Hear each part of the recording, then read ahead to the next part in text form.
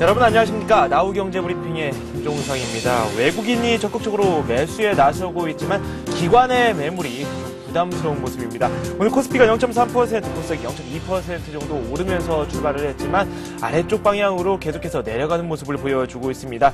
두바이발 악재라는 표현이 많이 쓰이고 있는데요. 건설주들이 큰 타격을 입고 있습니다. 금융주들도 상당히 낙폭을 키우고 있는 상황인데요. 동시효과 상황 한번 살펴보고요. 자세한 이야기 나눠보도록 하겠습니다. 네, 먼저 코스피 시장입니다. 삼성전자가 0.5% 하락하고 있습니다. 포스코는 0.7% 오르면서 고점을 점차 높여가고 있는데요. 벌써 57만 원 선에 올라와 있는 상황입니다. KB금융이 1.7%, 신한지주가 3.9% 내리고 있습니다. 현대차 역시 1.8% 내리고 있고요. 한국전력은 0.6% 소폭 하락하고 있습니다. LG전자는 0.4% 오르고 있습니다. 현대모비스, SK텔레콤은 각각 1.6%씩 하락하고 있고요. LG화학이 1.9% 오르고 있습니다. 현대중공업은 1.2%, 우리금융이 4.1% 하락하고 있습니다. LG와 LG디스플레이는 보합권입니다. 하이닉스가 1%대의 상승세를 보여주고 있고요. 롯데쇼핑이 무서운 기세인데요. 5.8% 급등 중입니다. SK에너지가 1.3% 상승하고 있습니다. 장 초반만 하더라도 1.3% 정도 내리는 모습을 보여주다가 다시 등락을 거듭하는 모습을 보여주고 있습니다. 후반부에 강세를 이어나가고 있습니다. 신세계는 0.5% 소폭 오르고 있고요. KTNG가 1.6% 상승하고 있습니다. KT, 삼성화재, 그리고 외환은행은 1%대의 낙폭을 현재 보여주고 있습니다. 현대건설이 6.3% 내리면서 오늘 건설주들이 상당히 부진한 흐름을 보여주고 있습니다. 두바이의 국영 개발사가 모라토리움을 선언했다는 소식이 전해지면서 이 여파가 국내 건설업계에도 그대로 전해져 오고 있는 상황입니다. 잠시 후에 이에 대한 소식도 한번 알아보도록 하겠습니다. 하나금융지주가 4.3% 급락하고 있고요. 삼성물산이 6.8% 하락하고 있습니다. 기업은행 3.5%, 삼성전기가 1%대의 낙폭을 보여주고 있습니다. 기아차가 1.1% 하락하고 있습니다. S오일이 1.5% 내리고 있고요. 삼성 SDI가 1.4%, GS건설이 2.9%, 그리고 OCI가 1.9%, 삼성 엔지니어링이 3.8% 하락하고 있습니다. LG생활건강 계속해서 좋은 흐름을 보여주고 있죠. 6.5% 급등하고 있습니다. 우측을 조금 더 살펴보도록 하겠습니다. GS가 2.7% 오르고 있고요. 웅진코웨이가 1.8%, 현대상선이 1.1% 오르고 있습니다. 강원랜드 역시 0.3% 소폭 상승하고 있습니다. 현대산업과 대림산업, 대우조선해양은 모두 큰 조정을 받고 있습니다. 효성도 비슷한 모습이고요. 두산인프라코어 역시 1.1% 하락하고 있습니다. CJ제일제당이 0.8% 오르고 있고요. LS산전이 0.1% 오르고 있습니다. 이어서 코스닥 시장도 한번 살펴보도록 하겠습니다. 네, 유일하게 SK브로드밴드가 3.4% 급등하면서 눈에 띄고 있습니다. 메가스터디가 2.7% 내리고 있고요. 아래쪽에 있는 네오이스게임즈가 2.3% 하락하고 있습니다. G스타 2009 개막이 됐죠. 이에 따라서 게임주들이 다시 한번 부각을 받을 것으로 예상이 됐는데 차익 실현 매물이 꾸준히 나오고 있습니다. 태광이 4.1, 성광밴드가 5.1% 하락하고 있습니다. 다음이 보합권, 소디프 신소재 역시 비슷한 흐름을 보여주고 있고요. 우측에 보시면 SSCP가 3.7% 급등하면서 상당히 좋은 흐름을 보여주고 있습니다. 큐렉스 역시 2.2% 급등 중입니다. 이렇게 해서 동시효과 상황 어떤지 한번 살펴봤습니다. 네, 제가 조금 전에 말씀드렸던 대로 금융주 그리고 건설주들이 상당히 부진한 흐름을 보여주고 있습니다. 잠시 후에 돌아오겠습니다.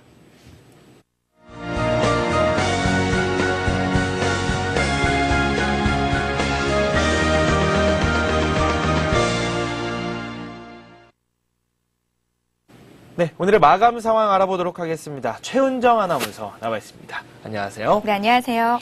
네, 코스피, 코스닥 상승장으로 출발은 했는데 장중에 약세로 전환이 됐고요.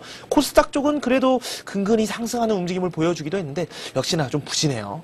네, 오늘 국내 증시는 모두 약세로 마감될 것으로 예상이 되는데요. 코스피 지수는 오늘 보합권에서 혼조세를 보였습니다. 오늘 새벽 미국 증시가 소비 관련 지표가 개선된 것으로 나타나면서 상승했다는 소식에도 불구하고 오늘 코스피 지수는 약세로 출발을 했는데요. 장 초반 외국인과 개인이 매수에 가담하면서 상승 반전하면서 1620선을 회복하기도 했습니다. 하지만 오후 들어서 기관이 1000억 원 이상 순매도한 탓에 코스피 지수는 오름폭을 대부분 반납했고 약보합권에서 거래됐는데요. 오후 들어서 프로그램이 순매도로 전환하면서 매도 물량을 늘린 것도 코스피 지수의 하락에 영향을 미쳤습니다. 장 마감을 앞두고는 두바이발 악재에 따른 기관의 매도가 증가하면서 1600선이 붕괴되기도 했는데요. 지금 현재도 1600선이 붕괴된 모습입니다. 오늘 코스피 지수는 어제 종가 종가보다 12포인트 하락한 1599선에서 장을 마칠 것으로 예상되고요. 477포인트로 강보합 출발했던 코스닥 지수는 비교적 강한 흐름을 보여줬지만 오후 들어서 하락 반전했습니다. 어제 종가보다 2포인트 하락한 473선에서 장을 마칠 것으로 예상됩니다.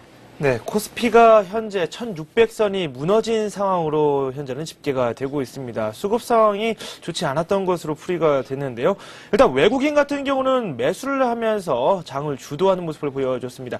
개인은 장 중에 매도를 하다가 매수로 다시 돌아서는 모습을 보여줬는데 역시나 기관의 매물이 컸거든요. 네, 오늘은 기관이 투신권을 중심으로 1,000억 원 이상 순매도하면서 지수에 하방 압력을 가했습니다. 오늘 개인과 외국인들은 순매수했는데요. 외국인 같은 경우에는 하루 만에 순매수로 전환을 하면서 791억 원 매수 우위를 기록했고요. 개인은 오후 들어서 오후 1시쯤 순매수로 전환한 이후에 오늘 457억 원 순매수했습니다. 기관은 1,304억 원 매도 우위를 기록했습니다.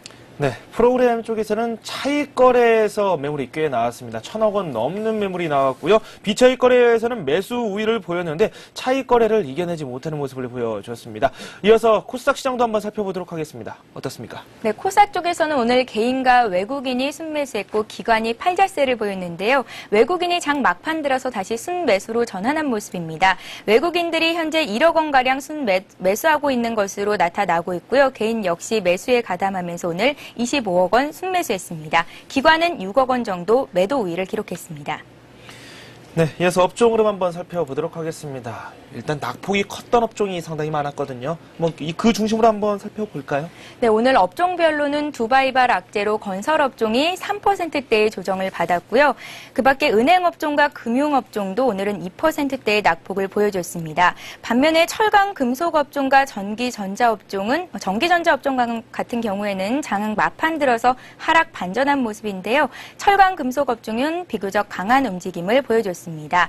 오늘은 대부분의 업종들이 약세로 전환하는 모습을 보여줬는데요. 특히 증권 업종도 1%대로 낙폭을 키웠고요. 통신과 운수 창고 업종도 오늘은 0.9% 이상의 약세 마감을 하면서 장을 마쳤습니다.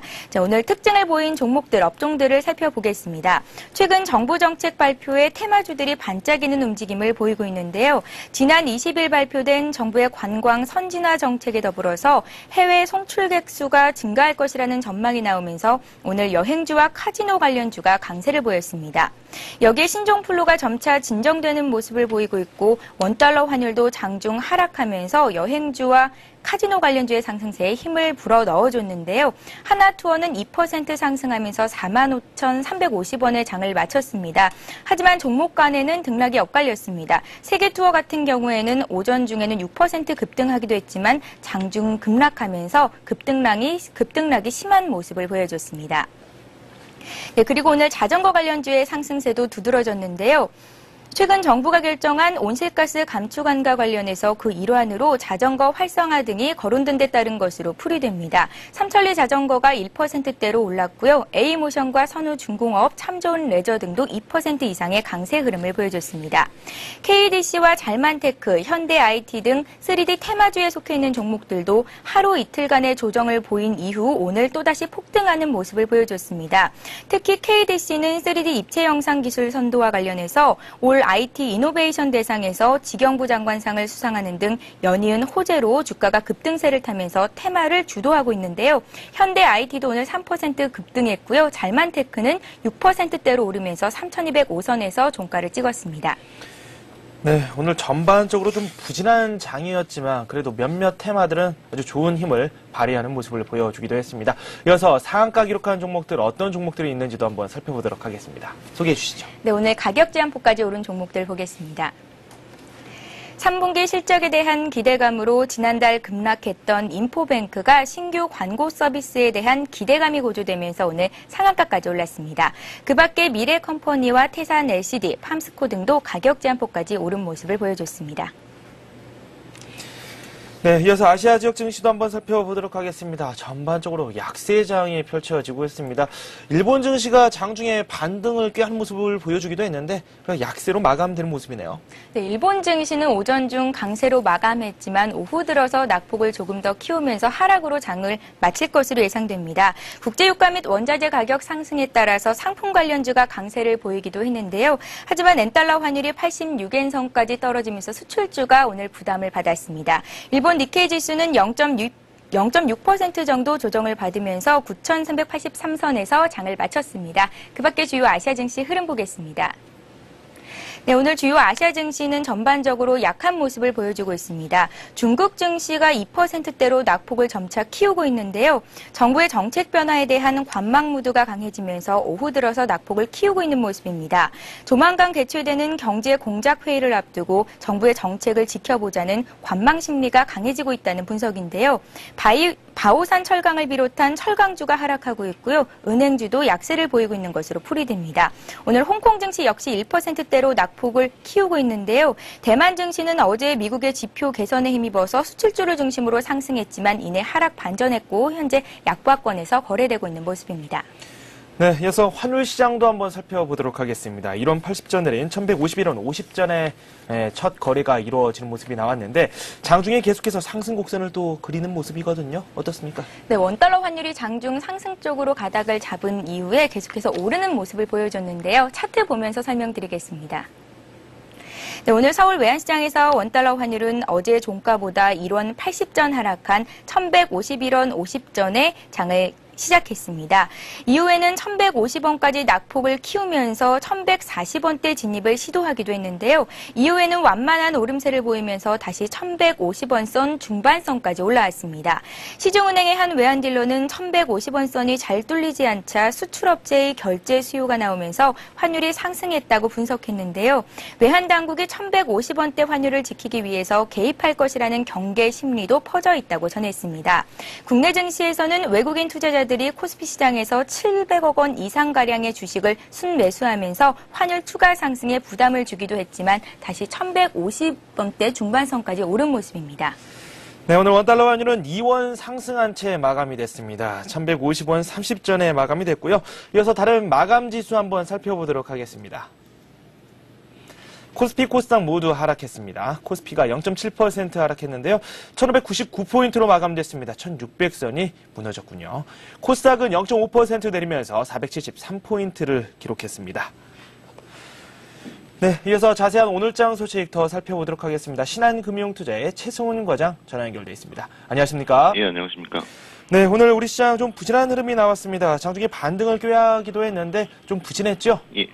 일단 여전히 거래량이 저조한 가운데 외국인과 개인의 소폭 매수를 했지만 이제 기관 매물이 나오며 시장은 하루 종일 지지부진한 흐름을 보이다가 이제 장 막판 중국 시장의 하락과 그리고 외국인의 선물 매도가 나오면서 프로그램 매도 물량이 출회되고 이제 낙폭을 확대하면서 1600을 이탈하면서 마감을 했습니다.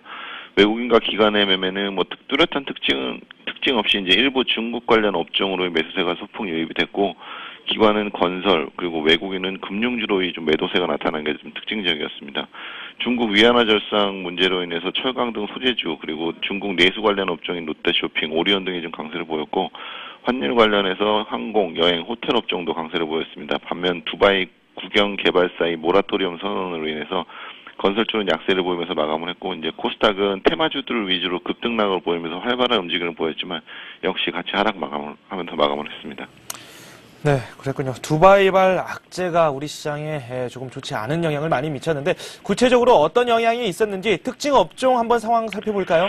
예, 일단 금일 시장에서 두바이 국영 개발사의 채무 상환 유예 선언에 따른 이제 일부 건설주의 주가가 낙폭이 컸는데요. 이에 증권사들의 영향에 대해 빠르게 분석을 했는데 일단 이번 모라토리엄 사태가 600억 달러에 달하고 있고 일부 건설사에 악영향을 끼치겠지만 결론적으로 큰 문제는 없을 것으로 입을 모으고 있습니다. 현재 알려진 바로는 삼성물산이 3억 5천만 불가량의 공사가 진행 중이지만 뭐 매출액 대비 큰 비중은 아니고 현재 200억가량의 대금만 받지 못한 상황이라 큰 영향은 없겠지만 건설주 전반적으로 향후 중동 수주에 있어서 건설사의 기업들의 그 심리적 영향은 좀 다소 있을 것으로 생각이 됩니다. 그리고 반면에 중국 비주가 위안화 절상 문제로 급등락을 거듭을 하고 있는데요. 다시 위안화 절상 문제가 부각되며 관련 내수주, 오리온, 롯데쇼핑 등의 주가 강세를 보이고 있어서 향후에도 좀 관심이 필요한 업종이라 생각이 됩니다. 네, 건설주들이 상당히 좋지 않은 흐름을 보여줬지만 중국 내수 관련주들이 오늘 좋은 흐름을 보였다라고 말씀을 해주셨습니다. 미국 증시 이야기를 조금 하도록 하겠습니다. 다우존스 지수가 소폭 오르면서 마감이 됐는데요. 오늘 밤 또 어떤 모습을 이어나갈까요? 예, 뉴욕 증시가 주택 및 고용지표 개선에 힘입어서 오름세로 마감을 했는데요. 전일 중요한 경제지표의 발표가 많이 있었는데 10월 신규 주택 매매, 그리고 10월 개인 소득과 소비, 그리고 미시건대 소비자 신뢰지수가 모두 상승을 하면서 예상치를 상회를 했고, 신규 실업수당 청구 건수는 2008년 9월 이후 최저 수준까지 감소한 것으로 집계가 되었습니다. 그렇지만 내구재 주문은 좀 감소를 했고, 미국 달러화는 15개월 내 최저치 수준으로 하락을 하면서 금값이 사상 최고치를 기록을 했는데요. 미국 시장은 종합적으로 봤을 때 전일 호재성 재료에 비해 상승폭이 다소 적은 모습으로 지수 상승에 대한 어느 정도 좀 부담감이 있는 모습이라 좀 판단이 되고요. 현재 미국 시장을 포함한 글로벌 증시는 이번 주 금요일부터 시작이 되는 연말 쇼핑 시즌 결과에 따라서 시장이 좀 방향성을 잡을 가능성이 크기 때문에 이번 주 금요일 블랙 프라이데이의 실적이 나오기 전까지는 미국 시장도 다소 눈치 보기 장세가 이어질 것으로 생각이 됩니다. 네, 26일 뉴욕 증시 일단 추수감사절을 맞아 휴장을 하는데 일단 많은 소비가 있을 것으로 예상이 되고 있습니다. 이어서 내일 시장 전망에 대한 이야기를 좀 하도록 하겠습니다. 오늘 또 이렇게 부진한 모습이 나왔는데 향후 전망하기 상당히 까다로워졌거든요. 어떻게 보고 계십니까? 예, 금일도 국내 증시는 전반적으로 한산한 거래 속에서 지수의 변동성을 보인 채 이제 종목 업종별 차별화되는 흐름이 좀 이어졌는데요. 현재 중국 증시는 이제 상승 모멘텀, 현재 국내 증시는 일단 상승 모멘텀과 주도주, 매수 주체가 없고 거래가 없는 상황이기 때문에 이러한 차별화 흐름이 좀 당분간 지속될 것으로 보이고, 지수보다는 오히려 종목에 치중하는 것이 좀 좋다고 판단이 됩니다. 또한 국내 증시의 이제 밸류에이션 매력, 그리고 기업의 실적 호전세가 이어진다고 봤을 때 지수의 하방 경직성도 어느 정도 유지될 것으로 보여져서 박스권 흐름은 좀 더 이어질 것으로 생각이 되고요. 따라서 현재 시점에서는 환율 수혜와 중국 내수 확대 수혜, 그리고 실적 호전이 예상되고, 최근 수급 현황도 좀 양호한 내수주, 철강주, 금융주, 중국 관련주 등에서 단기 매매에 임하시는 것이 가장 좋아 보입니다. 일단은 중국 관련된 그런 소비주들을 한번 잘 노려볼 것을 관장해 주셨습니다. 또 말씀 고맙습니다. 네, 감사합니다. 네, 지금까지 신한금융투자의 최승훈 과장과 함께했습니다.